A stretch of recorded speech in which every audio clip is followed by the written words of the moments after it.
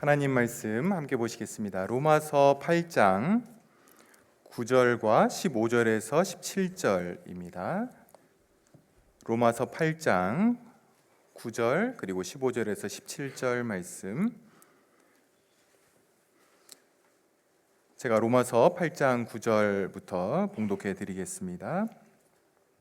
만일 너희 속에 하나님의 영이 거하시면 너희가 육신에 있지 아니하고 영에 있나니 누구든지 그리스도의 영이 없으면 그리스도의 사람이 아니라. 15절입니다. 너희는 다시 무서워하는 종의 영을 받지 아니하고 양자의 영을 받았으므로 우리가 아빠, 아버지라고 부르짖느니라. 성령이 친히 우리의 영과 더불어 우리가 하나님의 자녀인 것을 증언하시나니 자녀이면 또한 상속자 곧 하나님의 상속자요 그리스도와 함께한 상속자니 우리가 그와 함께 영광을 받기 위하여 고난도 함께 받아야 할 것이니라. 아멘. 우리가 계속해서 살펴보고 있는 것이 그리스도인이 누구냐 하는 질문이죠. 지금쯤 되셨으면 아마 모두가 다 대답을 하실 거라고 생각됩니다. 그리스도인은 그리스도의 영을 소유한 자들이 그리스도인입니다. 논쟁의 여지가 없습니다. 누구든지 성령이 내주하시지 않으면 어떤 모습으로 살아가도 그리스도인이 아닙니다. 안에 성령이 주어졌기 때문에 그 성령께서 반드시 만들어내는 새로운 본성이 있죠. 그 본성이 없으면 그리스도인이 아닙니다. 여러분, 교회는요, 바로 이 그리스도인들의 모임이 교회입니다. 이 건물이 교회 아닙니다. 이 건물이 교회가 아니고 그리스도인들의 모임이 교회입니다. 우리 교회 나오신 지 얼마 안 되셨거나 또 새롭게 교회에 출석하시는 분들은 아마 우리 교회를 오시면서 또 우리 교회를 바라보시면서 나름대로 교회에 대한 선 이해를 가지고 우리 교회를 바라보실 겁니다. 저희 교회가 목표하고 또 지향하는 것은 성경적인 건강한 교회입니다. 사람들이 일반적으로 말하는 좋은 교회가 있습니다. 이러면 좋은 교회다, 또 이런 모습이 있으면 좋은 교회다, 기준들이 있는데요. 우리 교회의 기준은요, 사람들이 말하는 그런 요소를 기준으로 삼지 않고 성경이 말하는 그대로 교회를 세워가기 위해서 성경을 기준으로 삼고 있습니다.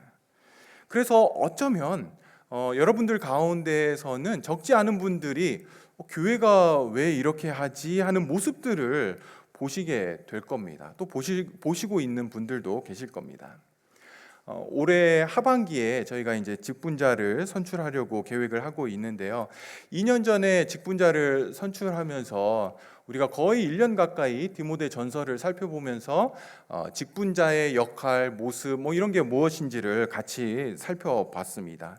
또 선출되신 분들은 저와 함께 1년 동안 교회와 또 직분에 대해서 같이 공부하고 이야기를 나눴습니다. 물론 이런 공부는 1년 했다고 끝나는 것은 아니고요. 평생 해야 되는 것이고 또 기회가 있을 때마다 직분자들과 함께 공부를 하려고 합니다. 저희 교회는 얼마만큼 다녔다라고 해서 직분을 주고 또 집사 직분을 주고 그러지는 않습니다.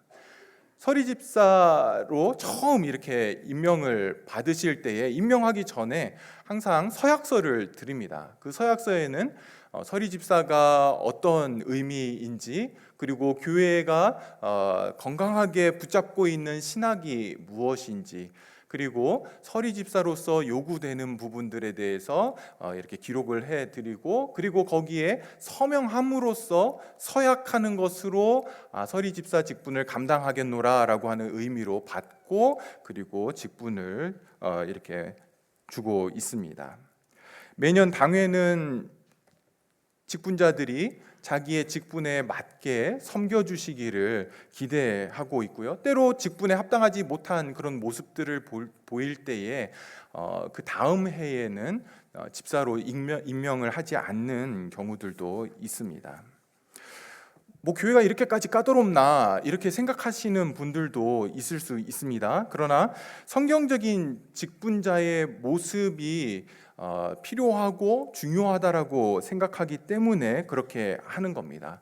우리 교회는 직분을 어떤 명예나 직위나 또는 호칭을 대신하는 것으로서 그렇게 드리지는 않습니다. 성경이 말하는 바라고 보지 않습니다.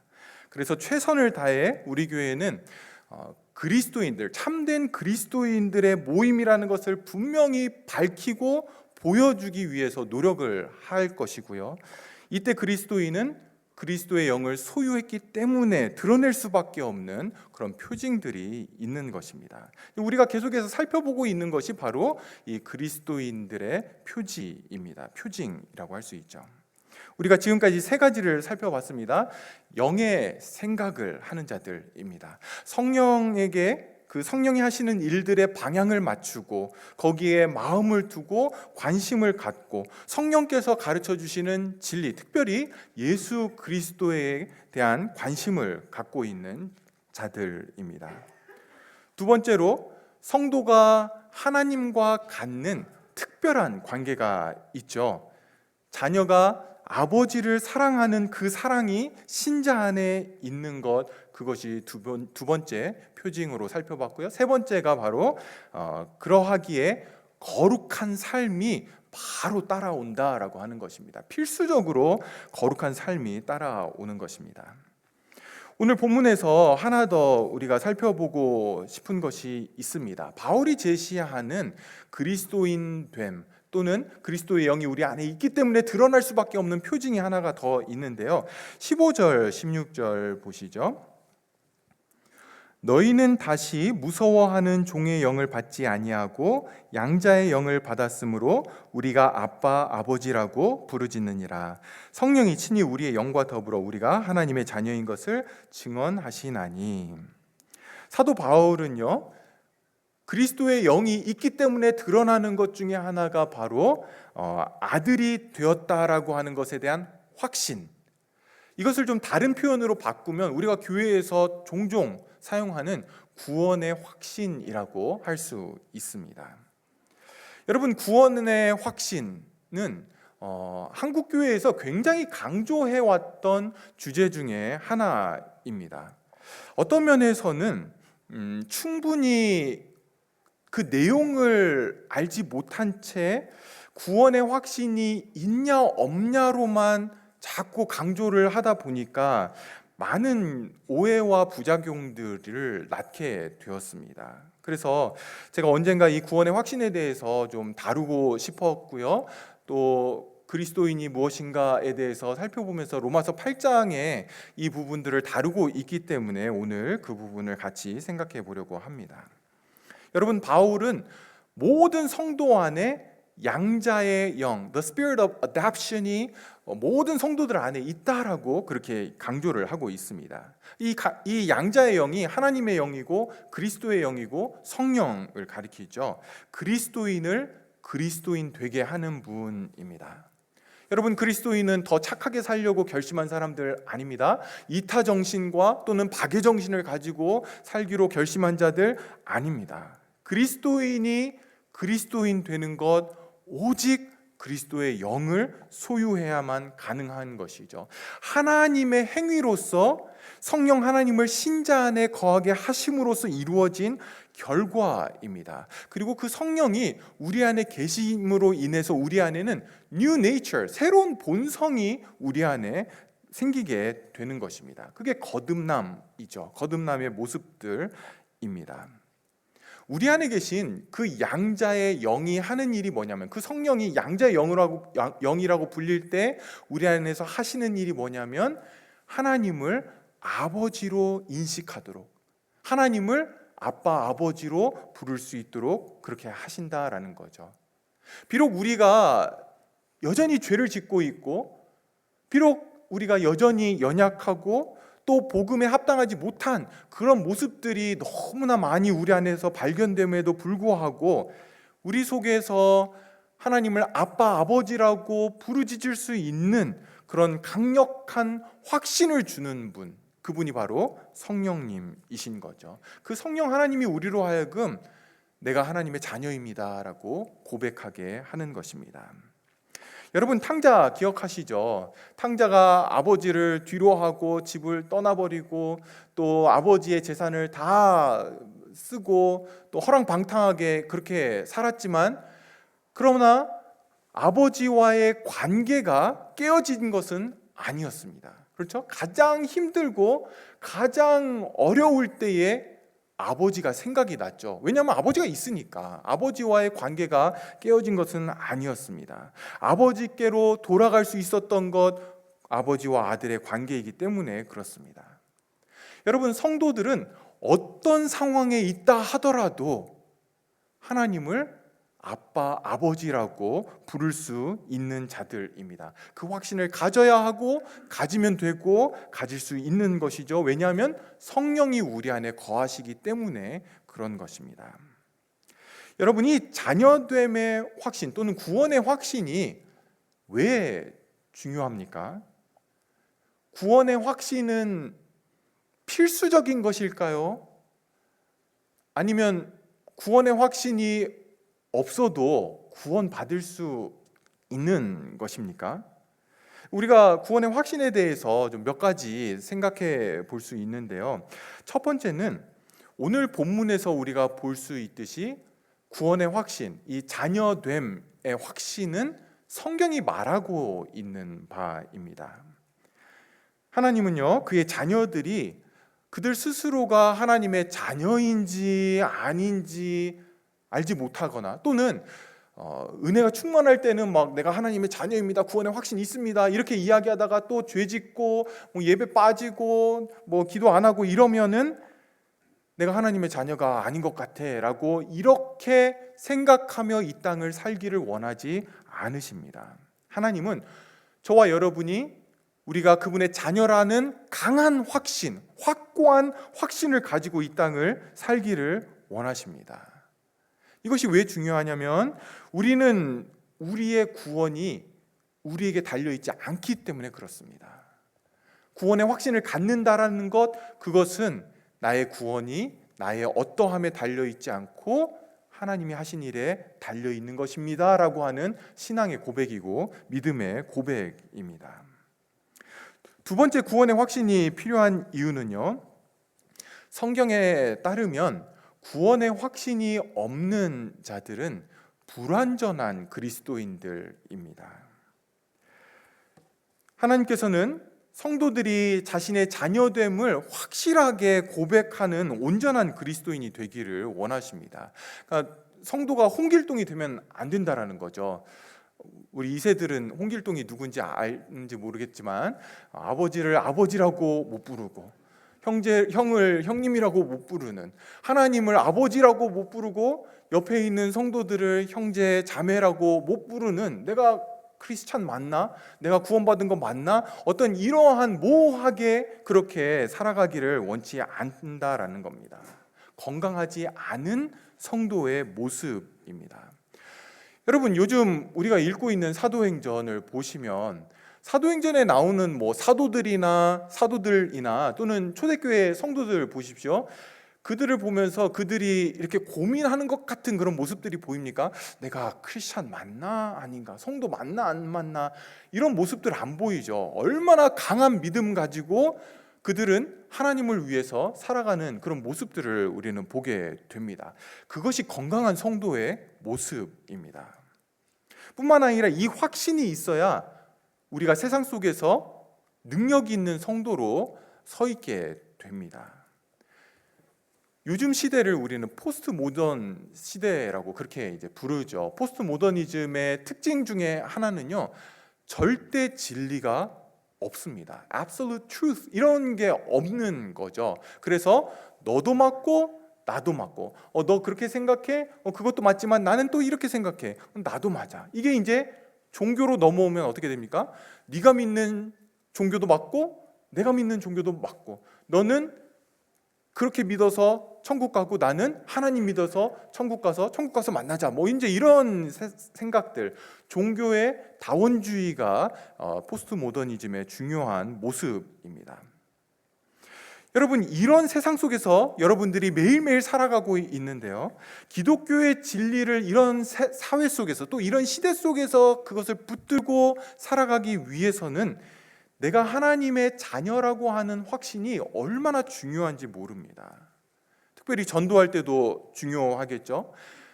성도가 서 있는 그 자리를 알고 구원에 대한 확신을 가진 그리스도인들만이 예수 그리스도의 어떤 대사로서 그 임무들을 잘 감당할 수 있게 되는 겁니다.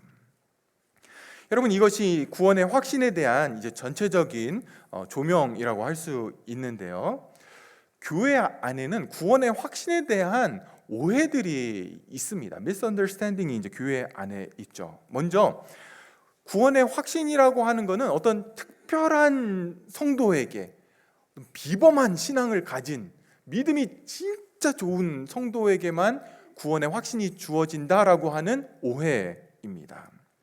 여러분, 15절 다시 보십시오.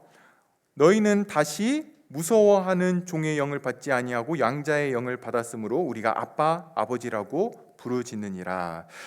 바울이 로마에 있는 교회에게 이 편지를 보내면서 종의 영을 받지 않고 양자의 영을 받았다라고 할 때에 누구를 가리켜서 그렇게 이야기하냐면, 너희는 2인칭 복수를 사용해서 로마 교회를 가리켜서 너희가 양자의 영을 받았다, 이렇게 이야기를 하는 겁니다. 그러니까 특별한 사람들을 위한 양자의 영이 아니라 모든 성도는 다 양자의 영을 받았다는 것을 이야기를 하는 것이죠.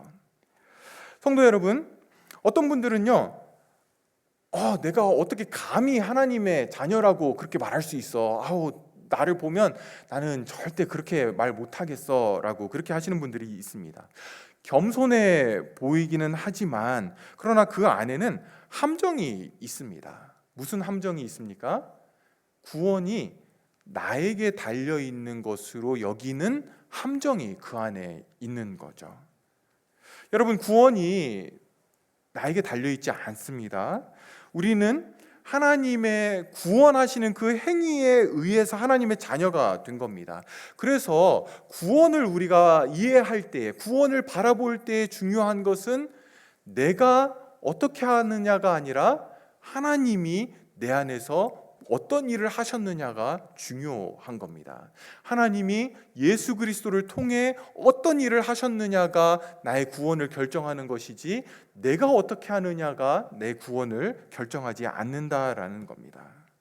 우리 속에서 이루어진 하나님의 행동, 그것이 우리의 구원인 것이죠.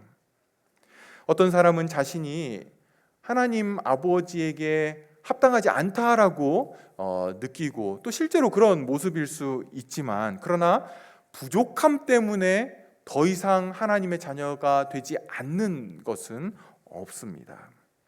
베드로후서 1장 3절 4절을 보시면, 그의 신기한 능력으로 생명과 경건에 속한 모든 것을 우리에게 주셨으니 이는 자기의 영광과 덕으로서 우리를 부르신 이를 알므로 말미암음이라.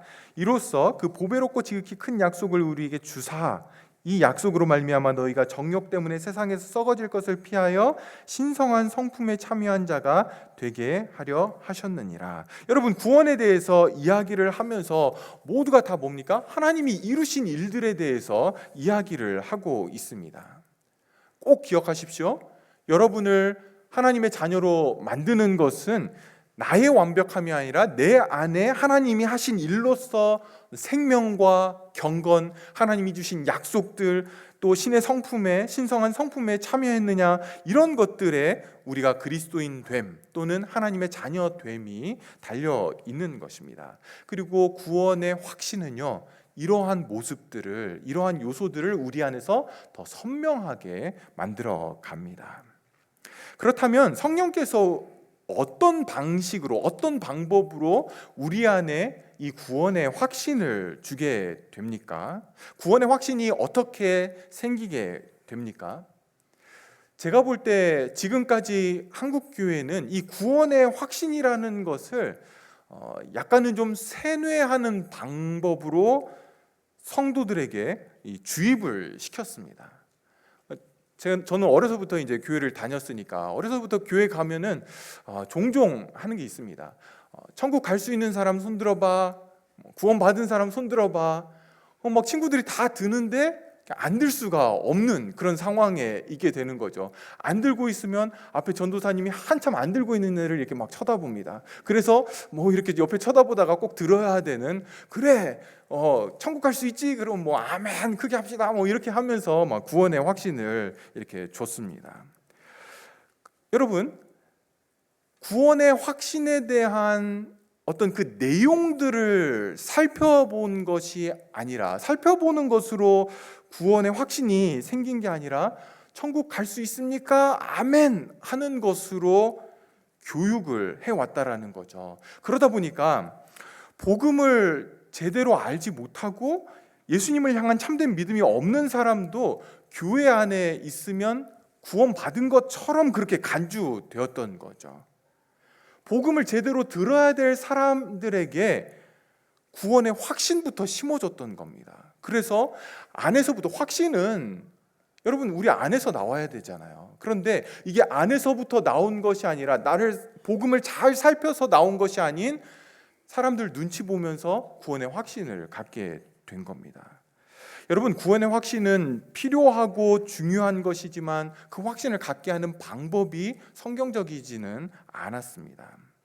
오늘 본문은 성경이 제시하는 구원의 확신을 주어주는 방법이 있음을 보여주고 있습니다. 우리가 하나님의 자녀라고 하는 것, 구원을 받은 자라고 하는 그 확신을 성령께서 우리에게 주실 때에 두 가지 방법을 사용을 합니다. 하나는 일반적인 방법이고 다른 하나는 좀 특별한 방법입니다. 먼저 일반적인 방법을 보시죠. 15절 다시 보시면, 15절 우리 같이 읽겠습니다. 너희는 다시 무서워하는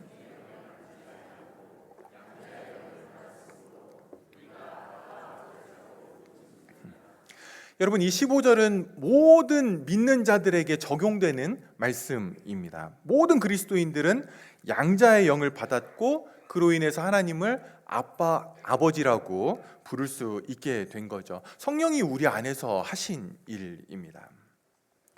여러분, 성령께서 우리에게 내가 자녀 되었다라고 하는 확신을 주시는 방법은 무엇보다도 성경에 있는 약속들이 내 안에서 실현되는 것을 통해서 우리 안에 확신을 주십니다. 그러니까 성경에 있는 진리들을 우리 안에 적용시켜 주시는 거죠.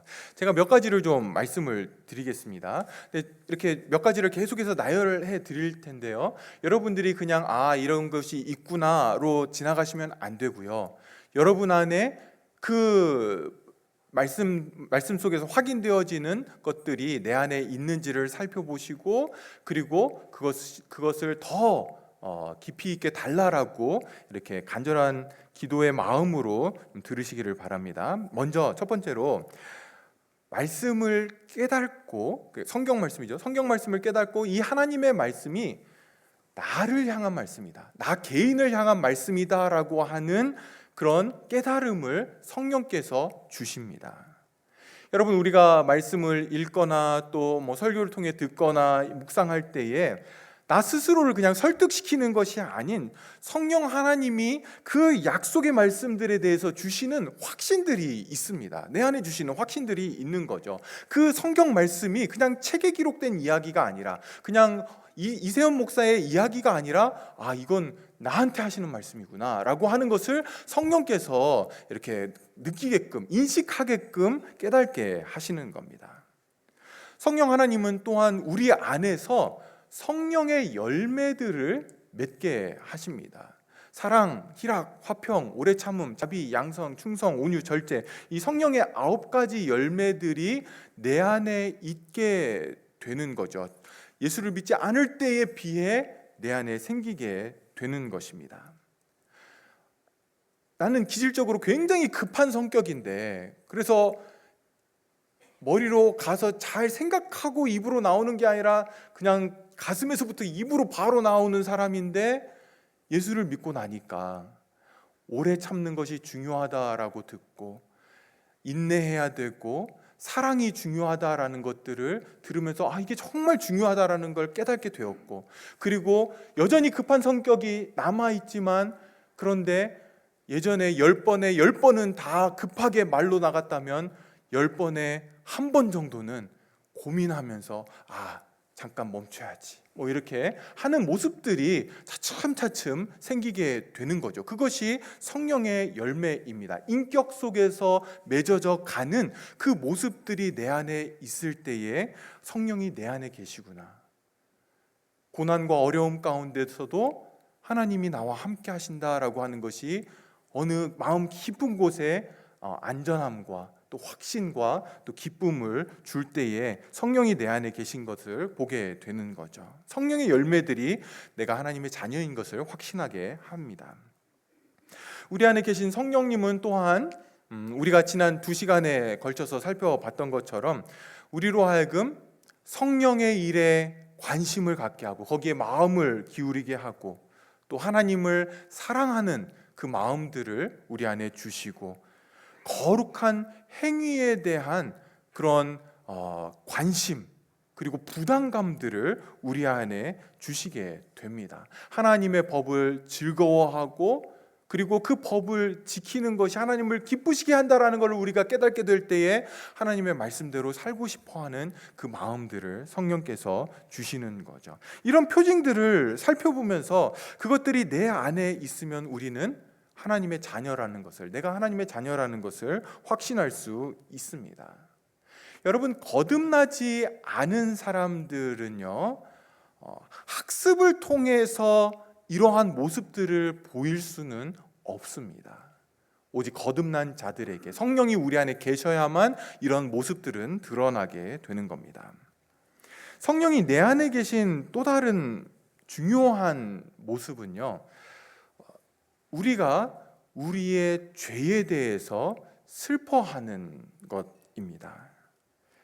우리가 우리의 죄에 대해서 슬퍼한다라고 정직하게 말할 수 있다라면 성령이 우리 안에 계신 것입니다. 하나님이 나의 아버지라고 하는 증거인 거죠.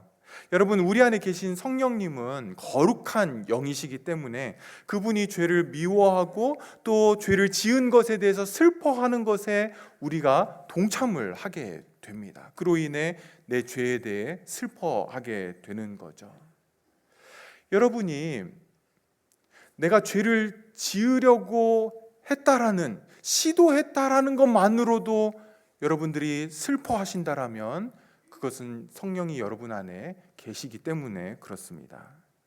또 하나님을 더 알고자 하는 그런 마음들이 식어져 갈 때, 하나님을 사랑해야 된다라고 하는 사랑하는 그 모습들이 식어져 가는 것을 보면서 마음으로 아파한다라면, 그리고 다시 회복하기를 간절히 구하신다라면 그것은 성령 하나님이 여러분 안에 계신 확실한 증거입니다. 저는 이것도 성령이 우리 안에 계신 확실한 증거라고 생각을 하는데요, 구원의 확신에 대해서 오늘 우리가 이렇게 살펴보면서 나는 성경이 말하는 만큼 이런 확신이 있나? 나 잘 모르겠는데 라고 하시면서 여러분 안에 그 구원의 확신, 성령께서 주시는 그 구원의 확신에 대한 그런 갈망과 또 간절함들을 갖게 될 때에, 그런 마음들이 생길 때에 그것은 성령 하나님이 주시는 마음입니다.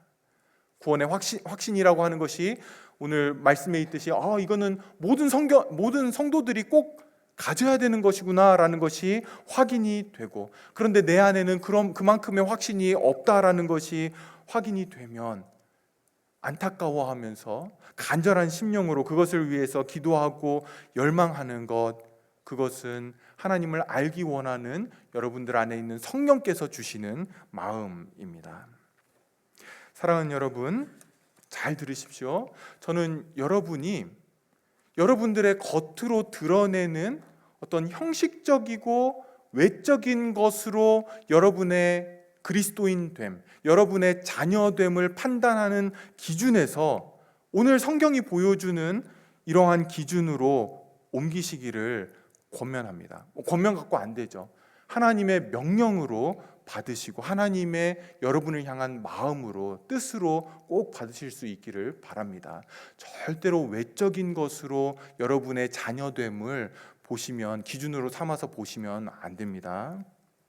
여러분, 우리 안에 구원의 확신이 없을 때 가장 큰 문제는 구원에 대해서 자꾸 나를 바라보게 됩니다.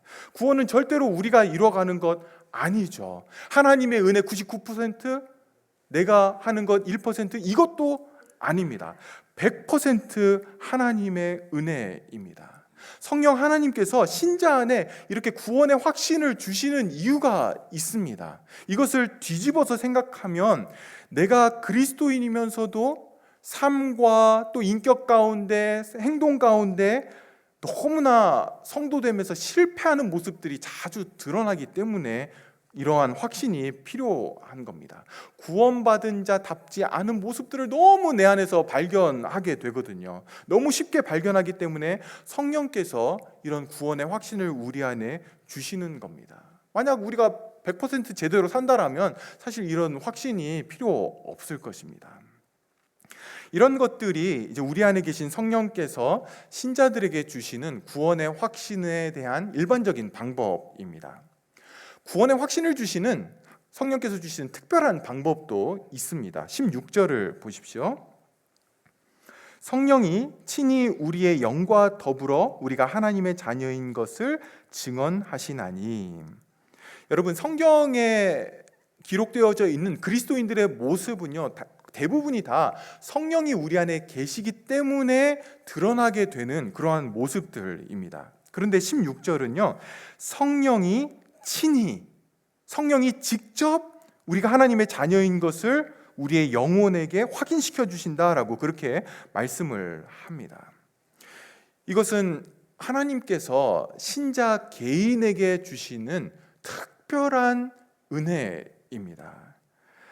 성령 세례라고 불리기도 하고, 또 성령의 기름 부으심이라고 부르기도 하고, 또 개인의 어떤 영적 부흥, 리바이벌이라고 그렇게 부르기도 합니다. 성령의 임재하심이, 그러니까 성령 하나님이 내 옆에 딱 앞에 계신 것이 너무나 강력하게 선명하게 그렇게 부어지는 그런 사건인데요, 우리의 영이 성령 하나님의 그 임재하심으로 인해서 엄청난 각성이 일어나는 그런 사건입니다. 여러분, 이 부흥이라고 하는 것은 사람들이 교회에 많아지는 것이 아니라 하나님을 실제로 대면하듯이 하나님 앞에 서게 되는 그런 만남을 부흥이라고 부르고요, 교회 안에서는, 교회 역사 속에서는 이러한 큰 부흥의 역사들이 여러 번 일어났습니다. 작년에도 어떤 대학교에선가 이렇게 부흥이 일어났다, 뭐 그런 이야기들도 들렸었는데요, 어쨌거나 이런 것들이 교회 안에서 일어나서 뭐 지역적으로 퍼져 나가기도 했고요, 또는 이것이 한 개인에게도 주어지게 됩니다. 이런 영적 부흥이 개인에게 일어날 때, 성령의 강력한 임재하심이 한 개인에게 주어질 때에 성령께서는 그 개인에게 내가 구원받은 자라고 하는 확신이 절대로 흔들리지 않고 의심하지 않는 그런 확신을 주시게 됩니다. 성령 하나님께서 친히 우리의 영혼에게 너 하나님의 자녀야 라는 것을 각인시켜 주는 것이죠. 여러분들이 이런 성령의 강력한 기름 부으심을 아시고, 그리고 구하시고, 또 기도하시고 사모하셔야 됩니다. 이런 영적인 부흥의 은혜는요, 너무너무 귀합니다. 우리 교회 안에도 이런 일들이, 부흥이 일어나기를 기도하고 있는데요, 그러나 이런 특별한 성령의 기름 부으심이 없다라고 해서 구원받지 못하는 것은 아닐 뿐만 아니라, 이런 성령의 특별한 기름 부으심이 없이도 구원의 확신을 얼마든지 가질 수 있습니다. 왜냐하면 성령께서 특별한 방법이 아닌 일반적인 방법으로 구원의 확신을 갖도록 그 방법을 우리에게 허락하셨기 때문에 그렇습니다. 여러분, 성령의 특별한 방법과 일반적인 방법의 차이가 있습니다. 성령께서 특별한 방식으로 친히 자녀됨을 확인시켜 주실 때는 이 확신은 절대로 흔들리지가 않습니다.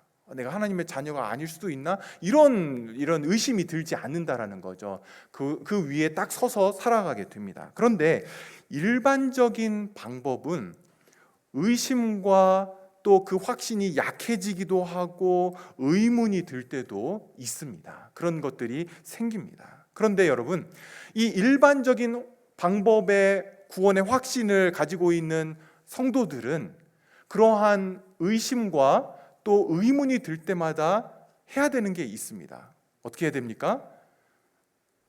구원 받았습니까? 아멘! 이렇게 소리치는 것이 아니라 복음으로 돌아가야 됩니다.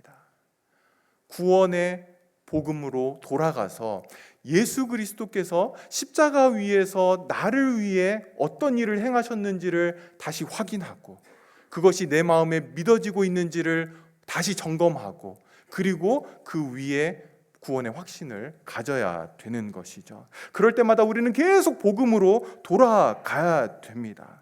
나에게서 출발하면 절대로 구원의 확신을 성경적인 방법으로 가질 수가 없습니다. 세뇌는 시킬 수 있지만 절대 여러분들에게 도움이 되지 않습니다. 갈보리 언덕의 그 십자가 위에 피 묻고 피를 흘리며 죽어 있는 그 예수 그리스도를 보면서 이게 나를 위한 죽음이다라는 것을 고백하고, 이것 때문에 내가 구원받았다, 구원이 나에게 달려있는 것이 아니다라는 것을 여러분이 고백하시면서 믿음으로 그렇게 예수 그리스도를 바라보실 때에 다시금 성령께서 우리 안에 구원의 확신들을 새롭게 일으켜 주시는 겁니다. 아직도 구원의 확신이 없는 분들이 있다라고 한다면 여러분들 안에 거듭났기에, 그리스도의 영이 주어졌기에 그 영이 빚어내는, 성령께서 만들어내는 그 새로운 성품들, 새로운 본성이 있는지를 살펴보는 것이 중요하지, 구원의 확신을 억지로 여러분들 안에 각인시키는 것이 중요한 것이 아닙니다. 구원의 확신은요, 구원의 본질은 아닙니다. 구원의 확신이 없다라고 해서 구원받지 못하는 것은 아니라는 말씀입니다. 구원은요, 오직 하나님이 예수 그리스도를 통해 이루신 그 일들을 성령 하나님께서 우리 안에 적용시켜 주실 때에 일어나는 일이죠. 삼위 하나님이 다 하시는 일이 구원입니다. 그럼에도 불구하고 구원의 확신은 하나님께서 모든 성도들이 반드시 갖기를 원하시는 것이기에 분명한 확신을 달라라고 여러분들이 기도해야 됩니다. 그래야 우리가 이 땅에서 그리스도인답게 살아갈 수 있게 되는 겁니다. 성도 여러분, 구원의 확신은요, 나 이제 천국 갈 수 있으니까 안심하라, 어떤 이런 심리적인 안도감을 위한 것이 아닙니다. 훨씬 더 중요한 목적이 있습니다. 여러분, 우리의 상태가 영원히 안전하다라고 하는 것을 알게 될 때에 우리는 하나님 앞에서 종의 영이 아닌 양자의 영을 가지고 하나님을 섬길 수가 있습니다. 여러분, 우리의 상태가 영원히 안전하다라는 걸 알지 못하면요, 끊임없이 그 구원을 내가 이루어야 될 것처럼, 뭔가 하나님을 만족시켜 드려야 될 것처럼 우리는 살아가게 될 수밖에 없습니다. 끊임없이 율법에 걸리게 되는 거죠. 이거 해야 되고 저거 해야 되고 이래야 구원받을 수 있다라는 그 마음 때문에 율법에 빠져들게 됩니다. 그러나 우리의 상태가 영원히 안전하다라는 걸 알게 될 때에 우리는 양자의 영을 가지고 하나님을 사랑함으로 섬길 수 있게 됩니다. 우리의 신앙생활의 모든 모습들이 감사와 은혜 가운데서 나올 수 있게 된다라는 것이죠. 신앙의 동기가 복음의 은혜가 되게 하는 것, 그것이 구원의 확신입니다. 더 나아가서요, 성령께서 주시는 확신은요, 신자로 하여금 구원에 대해서 구원받았으니까 이제는 내가 내 마음대로 살아야 되겠다, 내 뜻대로 살아야 되겠다, 이렇게 만들지 않습니다. 오히려 나는 안 되는데, 나는 절대로 할 수 없는 그 일을 하나님이 하셨다라는 그 하나님의 은혜에 대한 감격과 감사를 가지고, 그리고 그 하나님을 사랑하고 그 하나님이 싫어하는 그 죄를 멀리하고 하나님을 기쁘시게 하려고 하는 그 거룩한 삶, 성화로 나아가는 삶의 에너지가 되는 것, 원동력이 되는 게 바로 이 구원의 확신입니다. 특별히 우리는 불안과 염려 속에서 살아가죠. 왜냐하면 우리는 미래를 알지 못하니까. 그런데 우리는 내일도 알 수 없고 한 치 앞도 알 수는 없지만 거듭난 모든 성도들은 결론은 알고 있습니다. 마지막 결론은 하나님 앞에 기쁨과 즐거움으로 영원한 복된 자리에 서는 것이죠. 구원의 확신은요, 우리 안에 참된 평안과 또 은혜를 누리게 만듭니다. 왜냐하면 최종적인 결론이 이미 주어져 있기 때문에 그렇습니다. 예수 그리스도 안에서 구원받는 그 삶인 거죠. 성도 여러분, 구원의 확신을 여러분들이 가지고 있다라면 여러분의 최종 결론이 이미 여러분들이 확인하고 있다라고 한다라면 여러분이 이 땅의 것에 매여서 살지 마십시오. 이 땅에서는 더 파격적으로 사셔도 됩니다. 하나님을 위해서, 예수 그리스도의 복음을 위해서 여러분들이 더 열심히 사셔도 되고 더 여러분들이 그것을 위해서 헌신하시면 됩니다. 실패하셔도 되고요, 하다가 실수하셔도 괜찮습니다.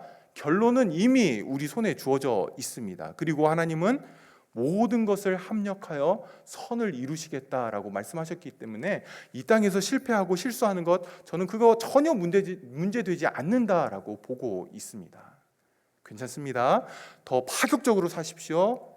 더 라디컬하게 그렇게 사시면 됩니다. 성경이 말하는 구원의 확신은요, 자만이 아닙니다. 나에게서 나온 것이라면 자만으로 이어지겠지만 성령께서 우리 안에 주신 것이기 때문에 우리 안에 하나님을 향한 겸손한 신뢰와 믿음을 갖게 합니다.